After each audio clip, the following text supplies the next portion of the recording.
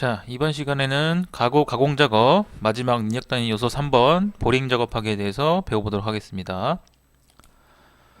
보링 작업의 마지막 3-1번 보링 작업입니다. 그 전에 이제 지난 시간에 배웠던 라우터 가공하기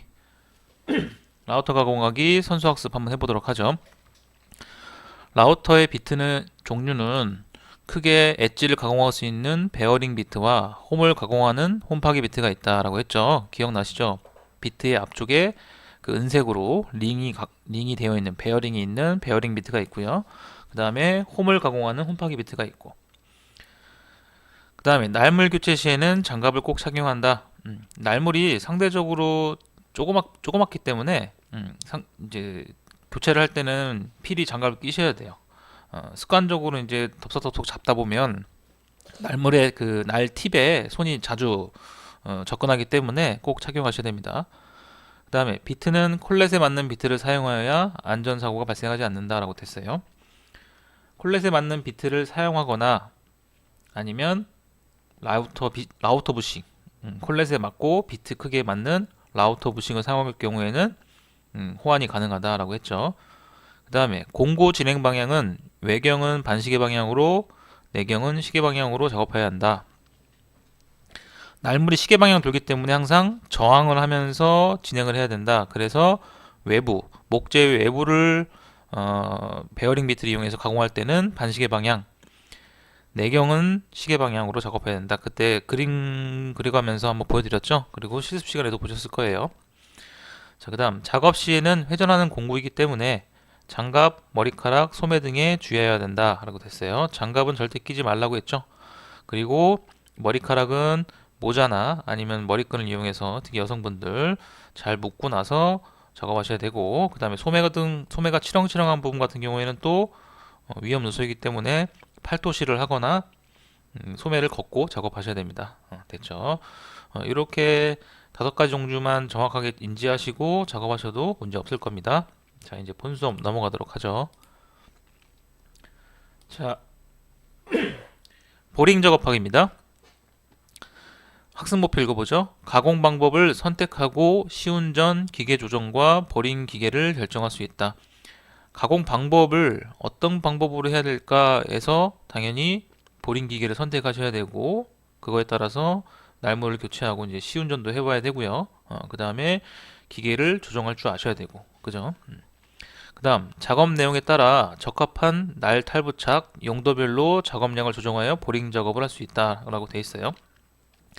자, 적합한 날물을 탈부착하는 것은 기본이고요. 그 다음에 용도별 작업이라는 뜻은 예를 들어서 한 판에 목재 판에 피스 구멍을 미리 뭐 예를 들어서 이런 네모난 판에 이렇게 6군데 피스 구멍을 뚫겠다 라고 할 수가 있고요. 그 다음에 이쪽에는 경첩을 달 수 있는 보링을 뚫겠다 할 경우에 날을 꼈다가 가공하고, 그 다음에 당연히 날을 탈거해서 이제 경첩에 맞게끔 부착을 하고 작업을 해야겠죠. 이런 식으로 하나 하고 바꾸고 이럴 수는 없잖아요, 그죠? 거기다가 이게 좀 대량의 생산이 된다 할 경우에는 당연히 용도별로 작업량을 조정해야 되겠죠. 자, 그 다음에 도면에 따라 정확한 위치에 보링 작업을 할 수 있다. 보통 이제 보링을 하는 이유는요, 아까 전처럼 피스를 가공하기 위한 미리 구멍을 뚫어놓는 경우도 있고요. 그 다음에 경첩을 달 때도 경첩을 그냥 마구잡이로 달 수는 없잖아요, 그죠? 정확한 위치를 보고 뚫어야 되기 때문에 보링을 해야 되기 때문에 정확한 위치에 보링 작업을 할 줄 알아야 되고요. 그 다음 일정 시간 보링 작업 후에는 기계를 점검할 수 있다. 항상 시작 전에도 주변 점검을 해야 되겠죠. 내가 혹시라도 어떤 외부의 영향 때문에 작업을 하다가 위험할 수 있을 것 같다 라는 판단이 들면은 그 위험 요소를 제거하고 작업하셔야 되는 거고, 그 다음에 작업 후에는 다음 작업을 위해서 정리정돈을 해야겠죠. 자, 이 4가지의 학습 목표를 기준으로 한번 수업을 잘 따라왔으면 좋겠습니다. 자, 보링 기계, 드릴링 머신이네요. 목재에 타공을 하거나 각종 연결 철물, 라픽스, 미니픽스, 싱크 경첩, 일반 피스 등을 사용하기 위해 홀을 가공하는 것이다. 이게 이제 지금 예시를 몇 가지 이제 보링이 필요한 하드웨어 부분을 조금 이제 예시를 사진을 들어놨는데요. 규제도 다 수록되어 있는 거고요. 보시면은 얘 같은 경우는 싱크 경첩이죠. 싱크대 문에 달려 있는 경첩들.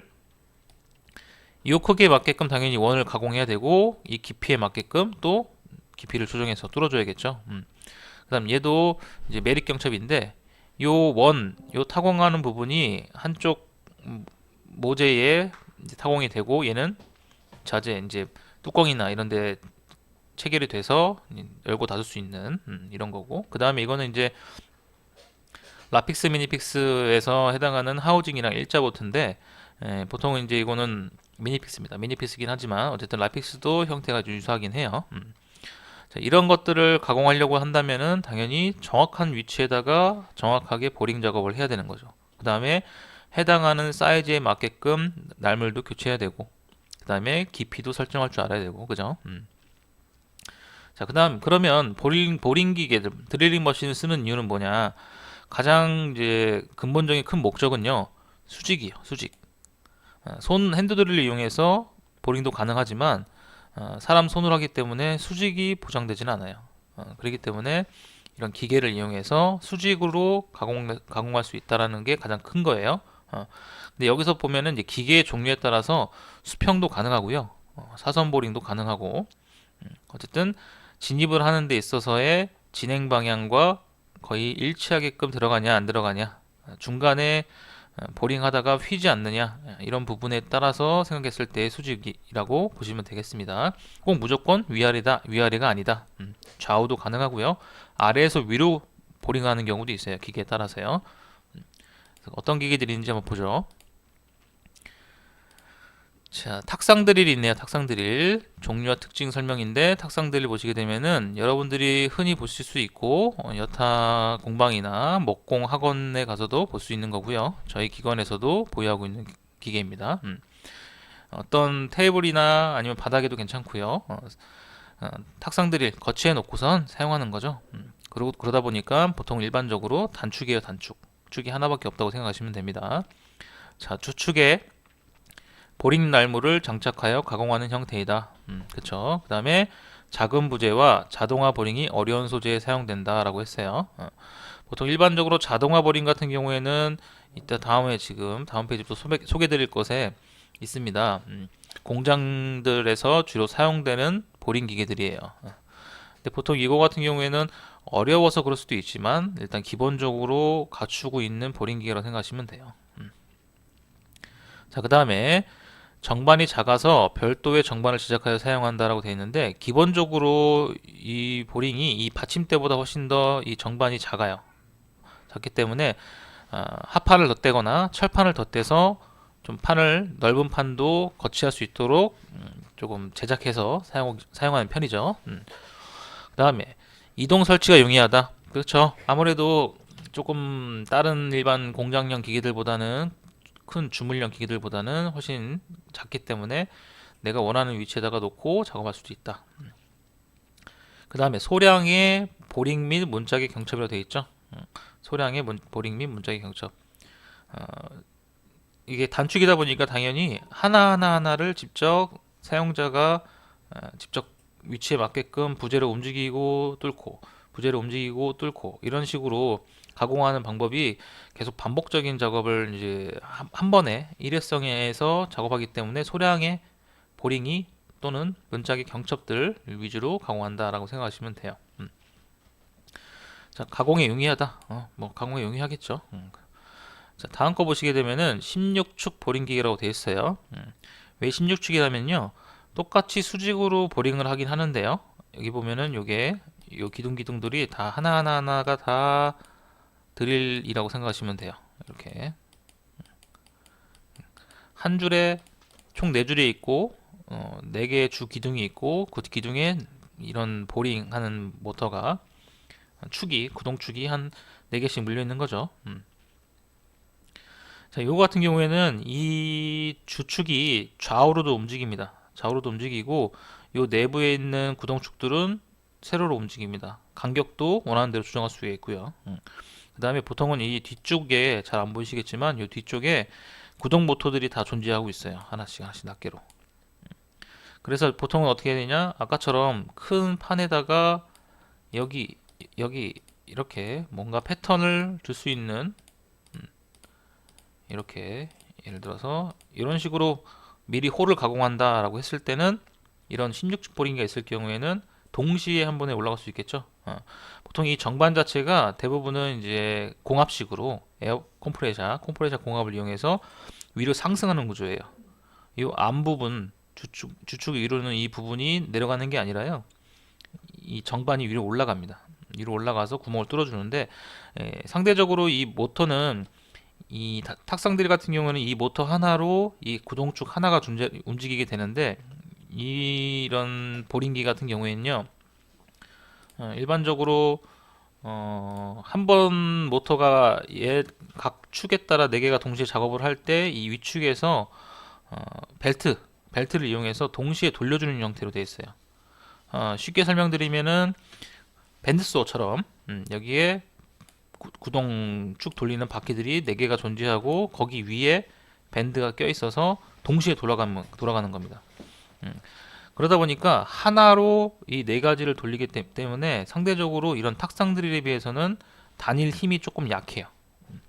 그래서 보면은 문짝에 경첩을 둔다고 했잖아요. 보통 경첩은 나중에 설명드리겠지만 26mm짜리 지름이 있고요. 26mm짜리 그 다음에 35mm짜리가 존재합니다. 35mm짜리 26, 35가 있는데 상당히 큰 거예요. 엄지손가락과 집게손가락을 동그라미 형태로 했을 경우가 대부분 한 30에서 35mm 정도 됩니다. 이런 것처럼 큰 부분을 가공하고자 할 때는 그만큼 힘이 많이 필요하기 때문에 그리고 저희 같은 경우는 이제 가구를 제작하는 곳이기 때문에 어떻게 보면 문짝을 막 여러 개로 찍어내는 경우는 그렇게 많지는 않을 거예요. 공장 형태가 아니라서. 그래서 탁상 드릴만으로도 충분히 가능하고요. 근데 이제 보통 이런 것들은 뭐냐면 싱크대의 측판이나 결합하기 위해서 피스홀을 미리 가공을 하는데 동시에 한 번씩 찍어내고 대량화하기 위해서 이렇게 합니다. 그래서 판재의 조립부 가공을 위해서 하는 편이 많아요. 측판을 보링이 한 번에 가능하다. 지금 얘기 드린 거예요. 그래서 16축 보링 기계가 있다. 축에 따라서 구동축들이 달려 있고 정반이 위로 올라가서 작업이 된다. 자, 그 다음에 다축 보링기가 있네요. 다축 보링기. 이제 이 다축이라는 뜻은 축이 여러 개라 해서 동시에 여러 개를 할 수 있다라는 뜻도 되고요. 여기서의 다축 보링기는요, 날의 헤드가 90도로 회전할 수 있는 구조예요. 꼭 굳이 아래로만 뚫는다는 게 아니라요. 옆에도 쓸 수 있고 이렇게 돼 있는 작업 형태를 띠고 있는 기계예요. 그러다 보니까 수직도 가능하고 수평도 가능하고, 그렇죠? 그다음에 이동 선반 미니픽스 가공이 가능하고. 그래서 다축 보링기는 이제 공장 형태에서 많이 볼 수 있을 거예요. 가구 공장이나 싱크대 공장이나 이런 것들 다 포함해서 이런 기계들을 다루는 곳들은 대부분 다 공장에서 볼 수 있을 겁니다. 자, 그 다음에 사이드 보링기가 있네요. 사이드 보링기. 이름에서 볼 수 있듯이 옆에서 하는 거죠. 사이드 수평 작업을 하는 경우가 많겠죠. 가공축이 측면에 위치되어 있다. 여기 있네요. 그죠? 이것도 당연히 전후 좌우 이동 가능합니다. 그래서 부재의 측면을 가공하는 구조고 선반류의 측면을 가공한다 라고 됐죠. 보통 이제 선반이란 뜻은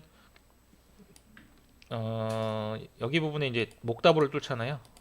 이게 측판입니다. 어떤 책장에 측판이라고 가공했을 때 여기다가 목다부를 뚫고 여기다 이제 판재가 올라가는 구조죠. 이렇게 그런 걸 가공할 때 좀 많이 쓴다라고 생각하시면 되고, 각재 장부 가공을 한다. 장부 가공용으로도 쓸 수가 있어요. 비트를 어떤 거 설정하냐에 따라서 가능하죠. 근데 이거 같은 경우는 사이드 보링기도 가능하고 다축 보링기도 가능하고 비트를 종류 어떤 거에 쓰냐에 따라서는 어떤 기계를 사용하셔도 가공하는 데는 크게 문제는 없다. 그 다음 멀티 보링 기계 있습니다. 가공축은 바닥에 위치되어 있고 부재 위에서 부재를 고정한 후 부재 위에서 여기 이제 선반 작업대 위에서 부재를 고정한 다음에 가공 위치의 이동과 조정이 가능하게 되어 있고요. 그 다음에 똑같은 거를 대량으로 찍어낼 때 어떻게 보면 다축 보링기, 16축 보링기 이런 것처럼 동시에 여러 개를 동시에 뚫기 때문에 대량 생산에 용이하고 돼 있죠. 요즘 같은 경우에는 CNC 보링기라고 해가지고요. CNC에 이제 컴퓨터로 제작하는 조작하는 X축과 Y축에 대한 Z축 이런 부분에 대한 그 결과값을 컴퓨터로 입력을 해서 기계를 작동하면 원하는 위치로 이동해서 뚫고 하는 자동화 시스템이 되어 있는 기계가 있어요. 이제 그런 형태의 것이라고 보시면 되겠습니다. 자, 일단은 기본적으로 많이 볼 수 있는 탁상 드릴 구조인데 이거 한번 보시죠. 아까 전에 봤던 아까 탁상 구조 그 드릴에 그 조금 크게 확대를 해 놓은 거라고 생각하시면 됩니다. 보시면은 구동 모터가 존재하고요. 그다음에 여기에 이제 구동 모터를 돌리는 그 회전하는 이제 바퀴들이 존재를 해요. 그리고 여기에 이렇게 밴드소처럼 그 고무 벨트가 설치되어 있습니다. 그래서 얘가 돌면 얘가 같이 도는 형태로 되어 있어요. 이런 고무 형태로 하는 것들은 대부분 그러다 보니까 직접적으로 모터를 돌려서 구동축을 돌리는 구조가 아니다 보니 당연히 텐션을 통해서 작업을 하게 될 테고요. 그 텐션의 양에 따라서 이 구동축이 돌기 때문에 생각보다 힘은 좋지만 빠르진 않아요. 빠르진 않고 힘은 좋게 드릴이 됩니다. 자, 그다음에 여기 보면은 세 개의 플러스 레버가 있고요. 얘를 아랫 방향으로 내리게 되면 같이 구동축이 아래로 내려갑니다. 자, 그 다음에 정반이 있고요. 그 다음에 정반 높이를 조절할 수가 있고요. 이 친구 같은 경우에는요, 여기 지금 작업대 정반과 드릴 척 있는 부분이 상당히 높이 차이가 많이 나죠. 얘가 대략 한 1m? 1m에서 1m 20 정도, 그 정도 됩니다. 사이즈가. 그럼 상당히 높은 거기 때문에 내가 얇은 판재를 할 경우에는 이 구동축이 계속 내려간다고 해서 무한정 내려가지 않습니다. 그렇기 때문에 정반 높이를 조절해서 작업을 하는 거예요. 그리고 드릴 척도 있고요. 날물을 물어줘야 되는 부분이죠. 물어줘야 되는 부분이 있고. 비교적 보통 이런 구조로 되어 있습니다. 탁상 드릴 구조 같은 경우에는요. 그래서 이거를 이제 실습 영상에서도 한번 정확하게 실현하는 것도 보여드리고 한번 정확하게 각각 부품에 대해서 어떤 식으로 작동을 하는지 영상으로 더 보시면 확실하게 이해가 가실 겁니다. 자, 질의응답입니다.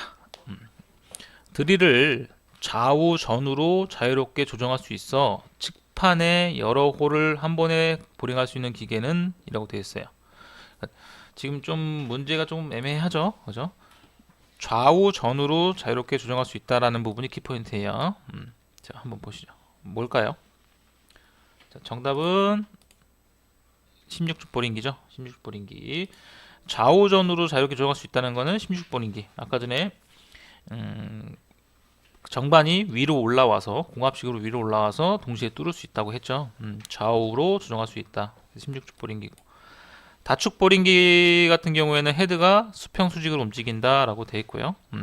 사이드 보링기도 측판을 가공하는 편에 많지만 선반 구조의 판재에 많이 가공한다라고 했었고요. 자, 보통은 이제 판재의 조립 부분에 피스 구멍을 미리 내어 조립 시에 편리하도록 사용하기도 하며 싱크대 공장에서 주로 많이 사용된다라고 했어요. 자, 이번에 이제 보링 기계 부분에서 이제 정리를 한번 쭉 해보도록 하죠. 보링기는 그 활용도에 따라서 탁상 드릴, 다축 보링기, 16축 보링기, 사이드 보링기, 멀티 보링기 등이 있다. 아까 쭉 설명드렸던 거고요. 그 다음에 핸들 드릴로 할 수 없는 수직 또는 수평을 보정해주는 보링을 할 수 있다는 장점이 있다. 그렇죠. 가장 이 궁극적인 목표예요. 수직이나 수평 등을 보정해준다는 거죠. 보링기는 일반적으로 타공이나 구멍을 뚫는 거죠. 아예 관통시키는 거나 아니면 하드웨어 철물 연결을 위해서 홀을 가공하는 데 사용된다. 아까 전에 보셨던 경첩이나 그 다음에 이제 지사 철물 경첩들, 그 다음 메릭 경첩이죠. 그거나 아니면은 뭐 라픽스, 미니픽스 등 그런 철물들을 그러니까 판과 판을 연결하기 위해서 철물을 달 때 사용한다. 근데 아까 그런 하드웨어 같은 경우는 타공처럼 관통시키지는 않겠죠. 왜냐면은 겉에서 조립한 후에 겉에서 보이지 않아야 되기 때문에 그죠? 그래서 타공이나 이런 철물들 연결하는 홀을 가공하는 데 사용된다라고 됐고, 자, 그 다음에 회전하는 기계에 속하므로 머리카락, 소매 등은 잘 정돈하며 장갑은 절대 착용하지 않는다. 특히나 이제 이 안전 문제에서 드릴 프레스 같은 경우에는 부재가 보면 기계를 보면은 여기다가 부재를 올려놓고요. 뭔가를 작업을 하면 여기 이제 부산물들이 발생되잖아요. 그런 거를 구동하고 있는 와중에 치우려고 하다가 이 구동축에 장갑이 끼어서 말려 들어가는 그런 현상이 많이 발생됩니다. 그렇기 때문에 장갑은 꼭 끼시 마르셔야 됩니다. 착용하시면 절대 안 됩니다. 당연히 긴 머리도 마찬가지고요. 자, 지금까지 이제 보링 작업하기 위해서 보링 기계에 대한 종류 살짝 알아봤고요. 보링 기계의 가장 큰 목적 특징들 알아봤고, 그 다음에 어떤 형태로 많이 쓰이나도 많이 알아봤습니다. 근데 여러 가지 이제 철물들, 이제 날물들의 형태를 실습 시간에 다뤄볼 건데요.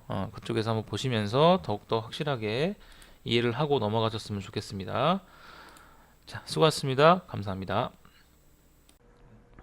자, 이번 시간은 보링 작업하기에 대해서 배워보도록 하겠습니다. 지난 이론 시간에 배운 5가지 드릴링 머신에 대해서 배워봤는데, 자, 탁상형 보링기, 그리고 지금 뒤쪽에 보이시는 바와 같이 16축 보링기, 그리고 다축 보링기, 그리고 사이드 보링기, 멀티 보링기에 대해서 다뤄봤었는데, 오늘은 저희가 이제 주력으로 사용하게 될, 학습하면서 사용하게 될 탁상형 보링기에 대해서 다뤄보도록 하겠습니다. 자, 탁상형 보링기의 외관은 지금과 같이 단순한 형태로 되어 있습니다. 기계 후면부로는 작업이 가능하게끔 동력을 전달해주는 모터가 있고, 그리고 전면부, 자, 구동축, 그리고 날물이 매달려 있습니다.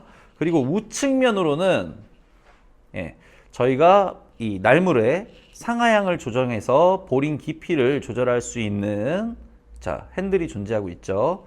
자, 그리고 좌측으로 3개의 스위치가 있습니다. 3개의 스위치. 맨 위의 스위치 같은 경우는 저희가 이제 쾌적한 시야를 확보하기 위해서 조명 장치가 되어 있고, 그 아래 스위치는 날물이 회전할 수 있게끔 동력을 전달해주는 동력 전달부 스위치가 되겠습니다.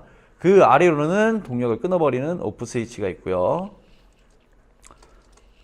자, 그리고 그 아래, 자, 정반이라고 하는 금속 패널이 장착되어 있었는데, 저희는 목 작업에 유용하게끔 금속 정반 위에, 자, 하단부에 금속 정반 보이시죠? 그 위에 묵물을 덧대어서 레일 홈을 만들고, 그리고 클램프가 장착되게끔 장착을 따로 해두었습니다. 그리고 그 아래로 보시면 이 기계 자체 베이스가 되는 정반이, 하단 정반이 존재하게 되고, 그 좌우로는 각각의 포스너 비트라고 부르는 드릴에 장착되는 날물의 큰 사이즈가 지금 치수별로 정렬되어 있습니다. 여러분들께서 작업 후에는 반드시 지금과 같이 정렬해 주시고, 자, 그 다음 이 측판부로는 이 기둥 부분에 자석 탭을 붙여서 저희가 주로 사용하는 드릴 날들을 이렇게 부착해 두었어요. 자, 그리고 클램프가 존재하게 되고, 자, 그럼 시연에 앞서서 주의사항부터 한번 알아보겠습니다. 주의사항으로는 모든 회전하는 그런 동력을 전달하는 기계에서는 장갑을 착용하지 않습니다. 장갑을 착용했을 경우에는 역시 장갑이 휘말려 들면서 아주 큰 사고로 이어질 수 있기 때문에 장갑은 절대 착용하지 않는다. 장갑을 착용해야 되는 몇 가지 그 상황에 대해서는 슬라이딩 테이블 수 부분에서 언급한 바 있습니다. 다시 한번 그 부분 복귀하시기 바랍니다.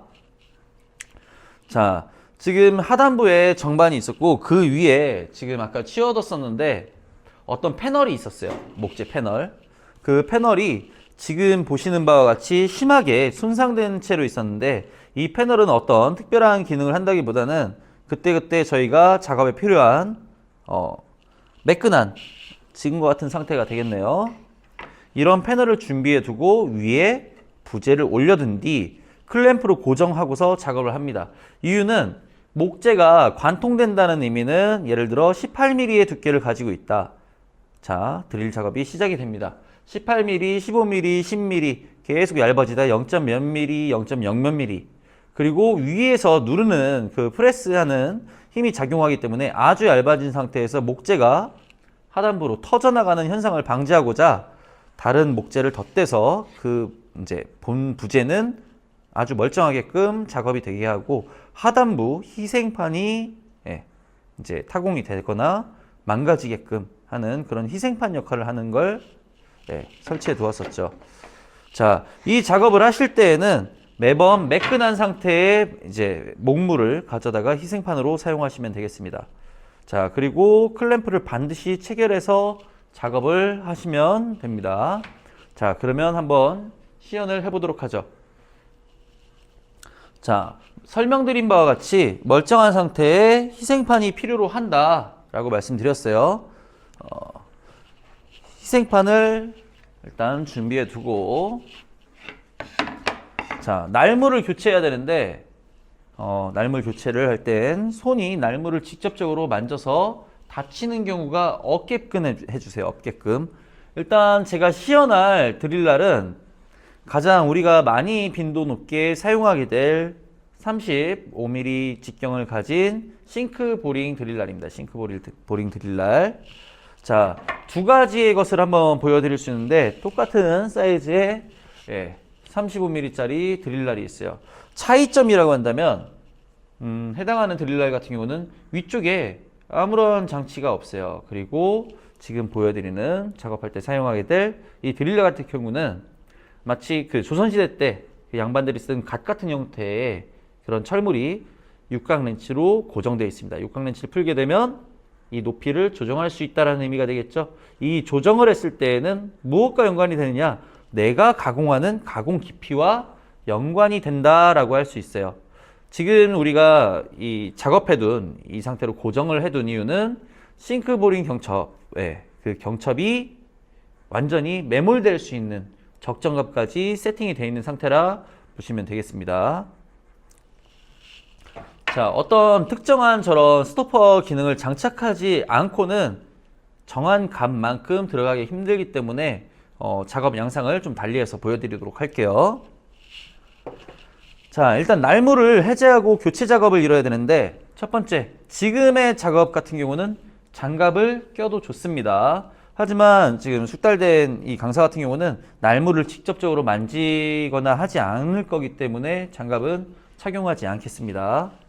자, 첫 번째, 날물이 풀리면서 떨어질 수 있겠죠. 떨어졌을 때 날물에 손상을 야기할 수 있기 때문에 날물을 왼손 새끼손가락으로 살짝 빗각으로 힘을 써서 밀착해 주세요.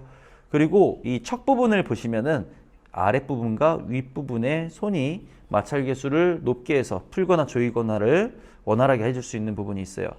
자, 즉 아래척과 위척은 한 몸체지만 다른 방향성을 가진다. 잡고 위쪽 부분 따로 잡고 풀어주시는데 이 풀어주는 방향을 몰라서 더 세게 조여버리는 경우가 있어요. 자, 지금 날물을 한번 보시면은 저항을 일으키면서 깎는다라는 점에서는 이렇게 회전하면서 들어가야 날물이 목재를 보링 작업을 할 수 있겠죠. 자, 우리가 풀어낼 때 방향은 날물의 회전 방향과 동일하다라고 생각하시면 돼요. 즉 그립하고 회전 방향으로 꺾어버리면 안쪽에 있는 척 부분이 해제되면서 지금과 같이 쉽게 풀 수가 있어요. 뭐 다른 제품들은 어떤 철물들을 이용해서 공구들을 이용해서 풀거나 조여야 하는 수도 있는데 저희 같은 경우는 지금처럼 쉽사리 해제되는 장비입니다. 자, 그리고 우리가 이 해제하거나 장착할 때 하단부를 보시면 마치 산발이 같은 형태로 물어주는 부분이 있는데 정 가운데로 들어갈 수 있게끔 작업을 해주시면 됩니다. 자, 첫 번째 육안상 확인해서 하는 방법이 있을 것이고, 두 번째 아래쪽에서 반사경이나 이런 것들을 하는 방법, 혹은 좁혀놓은 상태에서 약 중앙 부분에 거치해 두고 살짝 풀게 되면 들어가는 부분은 거의 정중앙이 될 거예요. 자, 살짝 조여준 뒤 완벽하게 지금처럼 그립을 해주시면 되겠습니다. 자, 그리고 우리가 이제 타공 작업을 할 텐데 지금 같은 경우 완전 관통이 될 것인가, 아니면 혹은 절반만 들어갈 것인가 혹은 정해진 치수만큼만 들어갈 것인가가 이제 작업 양상을 달리하는데, 완전 관통의 경우는 반드시 희생판이 존재해야 된다고 이전에 말씀드렸습니다. 지금은 완전히 관통될 것이 아니기 때문에 이 희생판은 제거하도록 하겠습니다. 그런데 이 다른 양상의 작업을 한번 보여드리기 위해서 한번 이대로 작업을 해볼게요. 날물 교체 후에, 자, 그리고 다시 방금 전에 말씀드린 대로 결합하시고, 자, 이 부재를 저는 12mm만큼만 들어갈 건데 지금 같은 경우는 전혀 뚫어버릴 수 없는 상황이 되겠죠. 이럴 때 작업을 달리 하시는 분들은 이런 방법을 취할 수 있어요. 밑에다 다른 목물을 덧대서 작업을 한다든지. 그런데 그런 경우에는 단단히 고정이 되어 있지 않을 때, 마찰 계수가 낮은 부재끼리 맞닿았을 때 회전하면서 그 회전한 목재 모서리에 의해서 손을 다칠 수도 있으니까 그런 작업은 좀 피해 주시기 바래요. 그러면 이 정반이 위쪽으로 올라오게 되면은 부재 높이가 올라왔으니까 가공할 수 있는 충분한 깊이를 형성할 수 있겠죠. 자, 지금 제 왼쪽 방향 뒤쪽으로 보시면은 이런 꺽쇠 같은 철물이 있어요. 자, 들어 올리신 다음에 지금과 같이 밀어서 잠금을 해제해 주시고, 오른쪽에 있는 핸들을 조작하여서 정반을 높이는 작업을 할 수 있습니다. 자, 이 높이를 설정하실 때에는, 자, 보시면 방법이 두 가지가 있는데, 측면에 내가 들어가고자 하는 깊이만큼 마킹을 해두고 날물을 직접적으로 해당하는 깊이선에 맞춰서 조작하는 방법이 있을 것이고, 혹은 아래판까지 갭을 0점까지 맞추시고, 자, 지금과 같이 작업한 뒤에 클램프로 고정을 해야 되겠죠?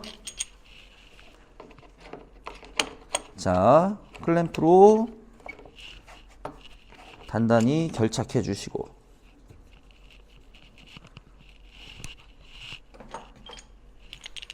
자, 오른쪽에도 클램프를 체결해 줍니다.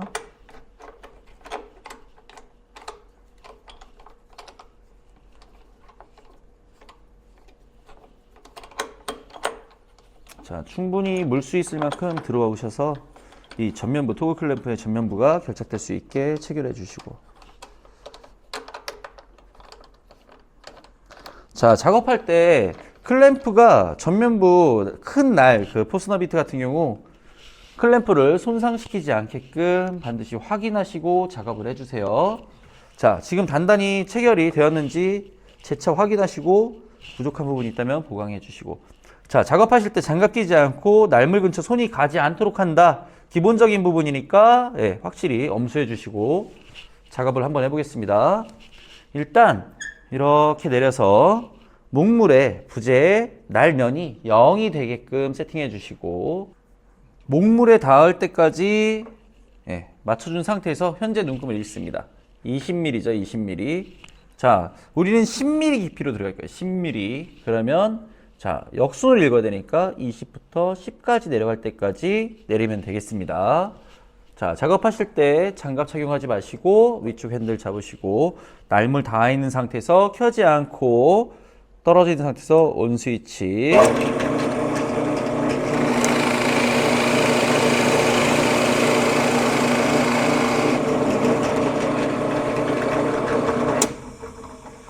자, 날물이 회전 중에는 절대로 하단에 보인 이런 톱밥이라든지 이런 거 치우지 마시고 멈춘 상태에서 목물 제거 후에, 부재 제거 후에 치우시면 되겠습니다. 그리고 이건 저희가 이제 실제 수업 시간대에 활용하게 되는데, 아까 전에 말씀드렸듯이 스토퍼가 장착된 경우는 이런 깊이 조절이나 이런 것들이 필요가 없다. 더 이상 들어갈 수 없게끔 스토퍼가 장착되어 있다라고 할 수 있겠죠. 자, 그러면 정리를 한번 해보겠습니다.